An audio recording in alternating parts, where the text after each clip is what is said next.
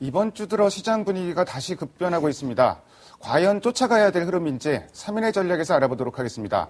오늘 이 시간에는 머니투데이 방송의 이학영 전문위원과 하나대투증권 멘토스의 김현봉 연구원 두 분 함께 하십니다. 두 분 안녕하십니까? 안녕하십니까? 네, 안녕하세요. 시장 중심이 되는 키워드를 하나씩 확인해 보도록 하겠습니다. 먼저 5위부터 3위까지의 키워드를 화면을 통해서 확인해 보도록 하겠습니다. 오늘의 5위 키워드는 경상 흑자 11개월 내 최대입니다. 10월 경상 수지가 흑자가 42억 3천만 달러로 작년 11월 이후 최대치를 기록했습니다. 다만 자본재 수입의 감소가 중요한 원인으로 작용해 긍정적으로만 해석할 수는 없는 상황입니다.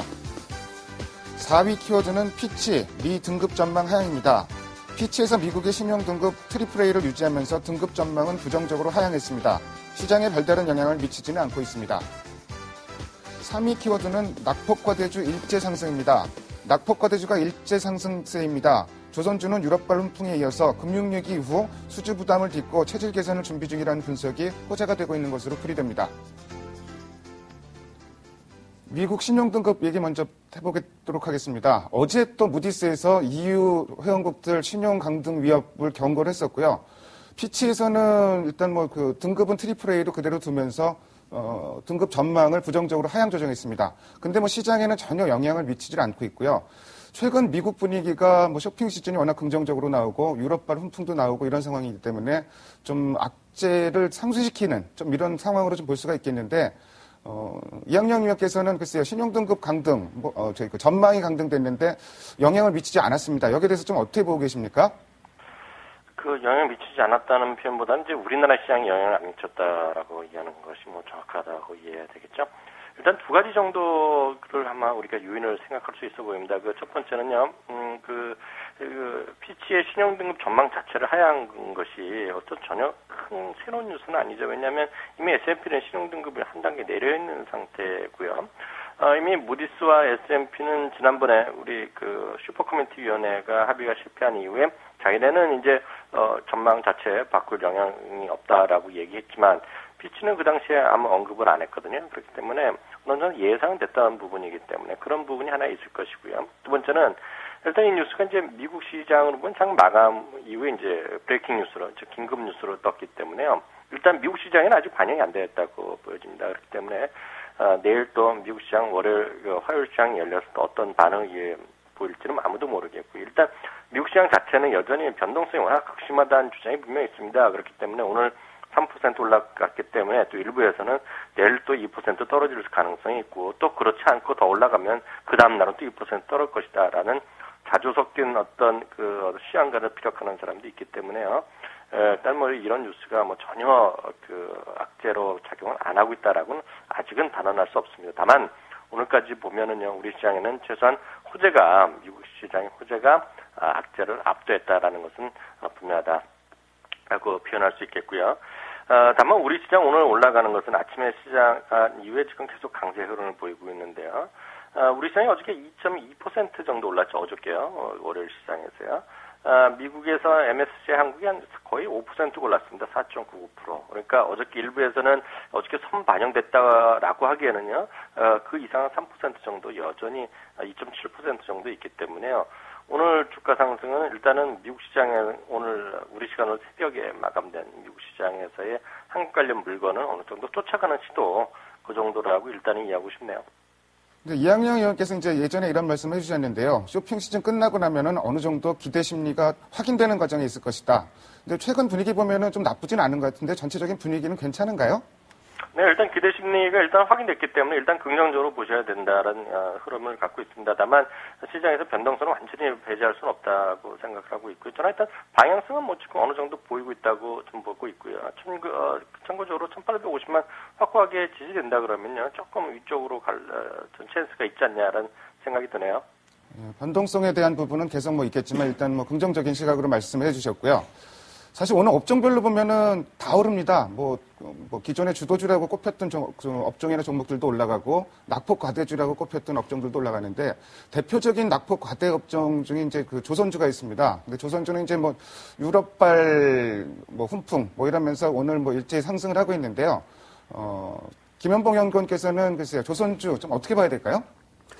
네, 일단은 오늘 보니까 프로그램 매수가 6천억 정도 유입됩니다. 그래서 철저히 대형 주주로, 그러니까 시장을 좀 담는 모습이기 때문에 업종별로 이렇게 좀 반등이 일어나는데, 최근에 발표한 자료가 중요한 것 같아요. OECD에서 유럽의 경제 성장률을 내년에 0.3%로 더 하향 조정했습니다. 말이 0.3%지 거의 좀 기대에 못 미치는 부분이거든요. 그것도 아시겠지만 유럽 내에 또 수주 비중이 많은데 일단은 2009년도에 수주 공백이 많았기 때문에 내년 수익성 저하는 좀 불가피될 것 같고요.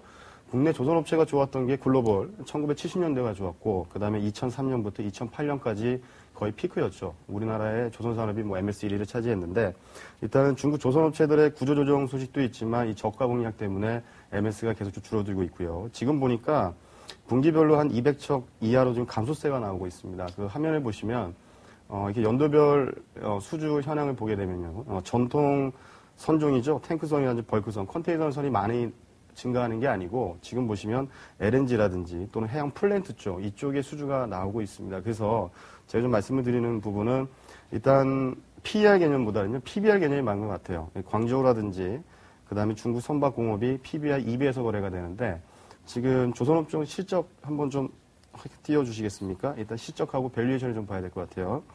현대중공업, 삼성중공업, 대우조선해양 이 세 개만 일단 좀 탑뷰로 좀 뽑아봤는데 일단 실적이 현대중공업도 그렇고 삼성중공업 거의 뭐 15에서 20% 내년에 감소를 합니다. 근데 여기서 볼 수 있는 부분은 PBR 관점에서 약 1.1배에서 1.2배 정도가 나오고 있거든요. 그래서 글로벌 조선업체에 대비했을 때 그냥 좀 싼 맛에 일단 좀 낙폭과대형 반발 매수가 될 것 같고요. 여전히 주도 섹터는 IT가 된 것 같고 왜냐면 내년에 실적 좋은 종목군들 접근을 해야죠. 그게 맞는 것 같고요. 일단은 PBR 관점으로 싸지만 글쎄 좀 섹터 쪽은 IT나 이쪽 그 수출주로 좀 접근을 하고 싶고요. 만약에 좀 보신다면 좀 트레이딩 관점으로 대응하시는 게 어떨까 이렇게 말씀을 드립니다.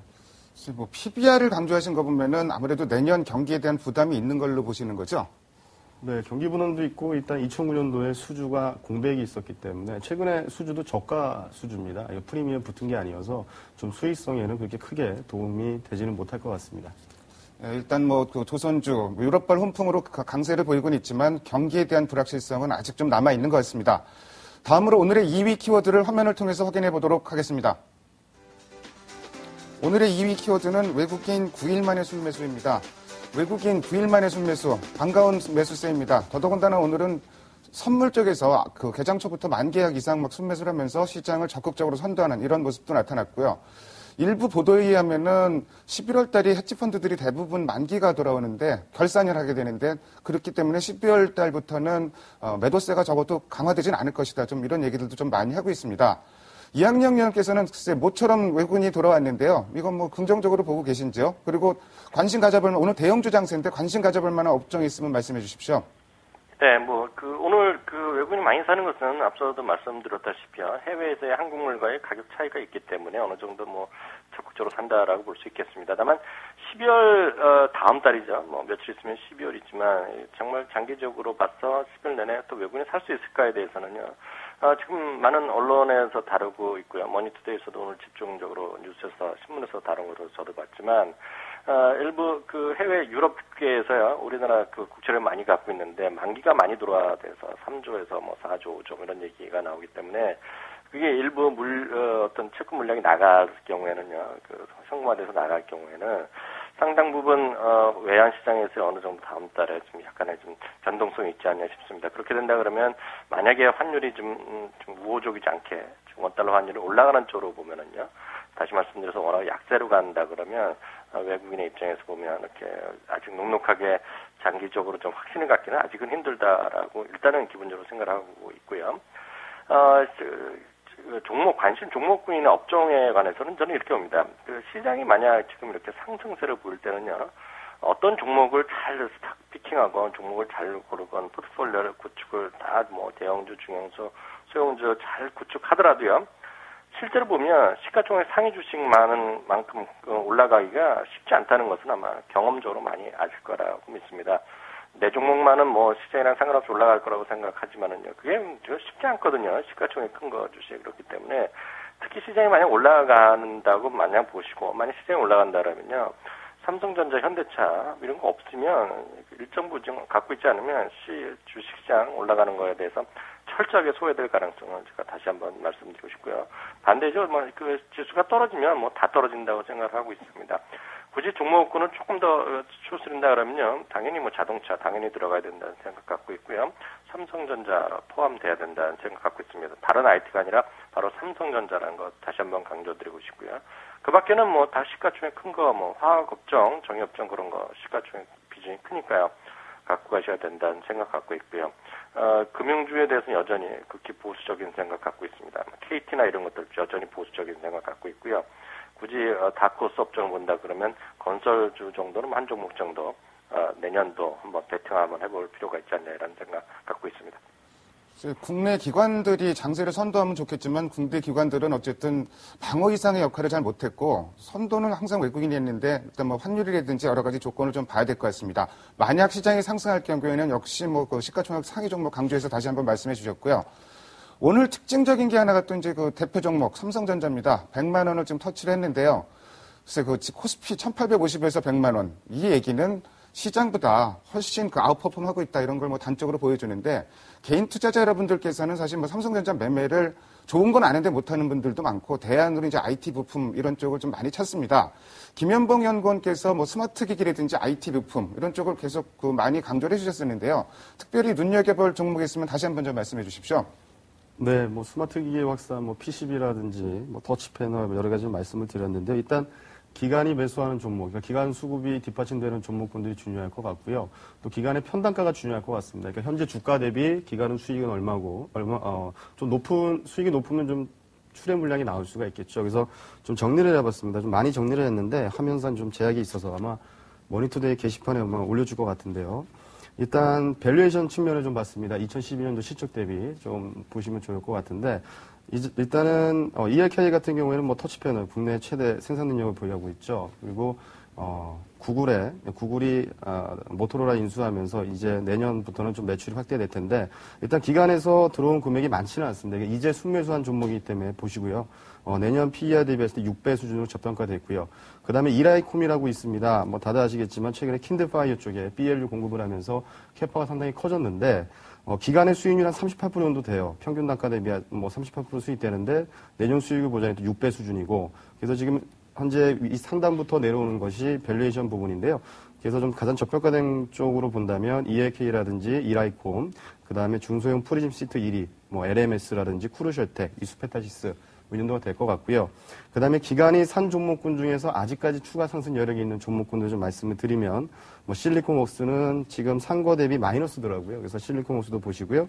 그다음에 자화전자라든지 ELK, 시그네틱스, 멜파스, STS 반도체하고 인프라웨어는 조금 수익이 고가권입니다. 그래서 좀 차익 매물이 나올 수 있으니까 이런 IT 부품주로 좀 보시면 좋겠고요. 아마 게시판에 올려놓을 겁니다. 이거 참고하시면 될 것 같습니다.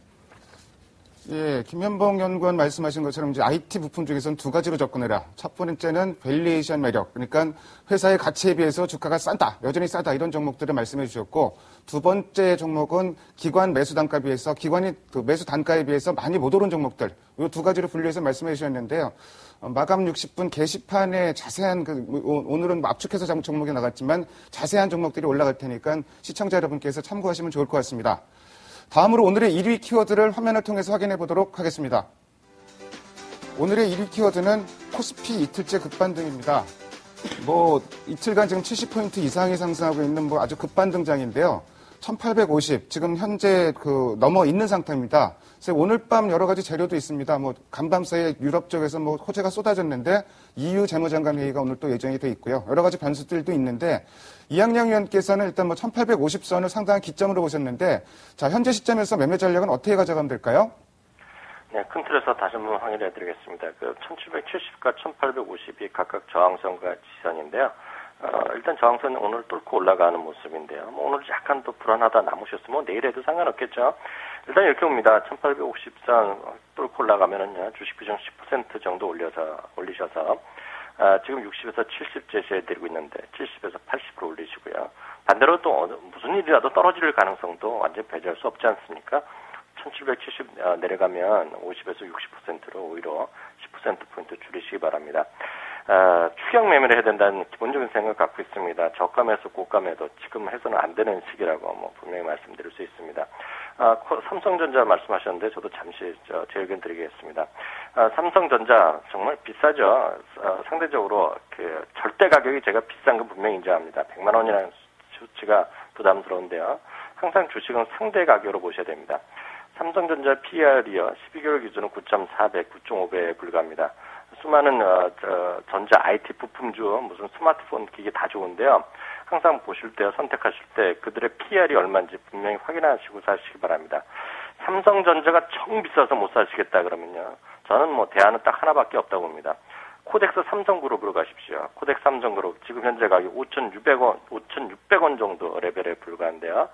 코덱스 삼성그룹에는요, 그 삼성전자가 25% 정도 포함되어 있습니다. 전체 5,600원 중에요. 5,600원으로 삼성전자 주식을 살 수 있다는 것만 기억하시면 되겠고요. 참고적으로 거래에 대한 비용, 세금이 좀 감면되는 효과도 있다는 것도 참고적으로 말씀드릴까 합니다. 밴드는 여전히 여러 번 강조하고 계신데 1770에서 1850 지지대에 지지에 실패하면 비중을 줄이고 저항대를 뚫으면 비중을 늘려라. 좀 이런 전략을 계속 말씀해 주셨고요. 삼성전자 계속 강조해주고 계신데 오늘 다시 한번 강조를 하셨습니다. 자, 오늘 분위기는 대형주 분위기인데요. 근데 대형주 말고도 사실은 개인 투자자 여러분들이 개별주에도 관심이 좀 많으실 것 같고요. 김현봉 연구원께서 최근에 테마나 종목 이런 거 좀 들고 오셨는데 농후바이오나 삼양식품 수익률이 꽤 괜찮았습니다. 그래서 오늘 관심 가져볼 만한 종목이 있으면 좀 소개 좀 해주세요. 네, 오늘은 종목보다는요, 내년에 IPO가 예정된 기업군들, 그런 종목군들이 오히려 보면 그것도 투자 매력이 있는 섹터인데, 그래서 내년에 조금 상장 예정되어 있는 기업군들을 조금 뽑아봤습니다. 또 화면상 좀 제한이 있는데 이것도 게시판에 올려준다고 하시니까 좀 참고하시면 좋을 것 같고요. 일단 올해 예정된 부분은 GS 리테일이죠. 12월 23일 날에 상장이 됩니다. 최대 수혜는 GS가 아니라 애지상사죠. 평단가가 주당 취득가액이 43,000원, 공모가가 한 9만 원에서 10만 원 선인데 액면 분할하기 전입니다. 액면 분할을 했기 때문에 5분의 1로 나눠보시면 될 것 같고요. 그다음에 원인 머티리얼즈가 12월 초에 청약을 해서 12월 말에 상장이 됩니다. 취득가액이 3,400원대. 근데 공모가가 23,000원에서 26,000원이기 때문에 올해는 이 두 종목이 조금 이슈가 될 것 같고요. 내년도 봐야 되겠죠. 내년에 상장되는 대기업분들. 삼양사가 지분 보유하고 있는 휴비스라든지 또 CJ 오쇼핑이 보유하고 있는 CJ 헬로비전, 동합함텍, 코오롬 패션 머티리얼 이런 것들은 지금 심사 승인이 된 걸로 알고 있습니다. 그래서 근데 공모주는 여러분들 매매하실 때 뉴스에 나오는 시점에 매매하시는 게 좋습니다. 그러니까 공모 한두 달 전에, 상장 한두 달 전에 그때 보시는 겁니다. 근데 일단 이 어떤 종목이 내년에 IPO를 준비하고 있는 건지 중요할 것 같은데요. 그 다음에 애지상야건강이 또 이슈가 될 것 같은데요. 코카콜라 음료하고 더 페이스샵, 캐파가 좀 두 개 다 큰 종목군들이기 때문에 좀 부각이 될 것 같고, 현대중공업도 현대오일뱅크를 지금 상장하려고 그러죠. 그런 거라든지, 좀 작은 종목군들도 있습니다. 사조 시푸드, 사조 산업이 최대 수혜고요. 그 다음에 우리 LED도 우리 ETI고 있고 그런데, 한 15개 정도가 됩니다. 좀 많이 뽑아봤는데, 이런 종목군들은 그냥 게시판에 보셔서 관심 종목으로 넣으시고요. 지금 보시라는 게 아니라 상장이 임박한 종목군들, 그 다음에 1, 2개월, 그 다음에 취득 단가하고 공모가 밴드가 있을 겁니다. 이 차익에서 얼마만큼의 프리미엄을 줄 수 있는 건가. 그 차이만 생각하셔갖고 좀 접근하셔도 또 좋은 투자 전략이 되지 않을까. 이렇게 말씀을 드립니다. 오늘은 특별히 IPO 예정 기업들을 일단 명단을 좀 소개해 주셨고요. 김현봉 연구원께서 자료를 너무 열심히 쓰셔갖고 화면상으로는 좀 커버가 안 됩니다. 그러니까 마감 60분 게시판 들어가시면은 세세한 종목들 내역이 들어있으니까 시청자 여러분께서 참고하시면 될 것 같습니다. 지금까지 5가지 키워드를 통해서 오늘 시장의 흐름을 살펴봤습니다. 오늘 두 분 말씀 잘 들었습니다. 감사합니다. 감사합니다. 감사합니다.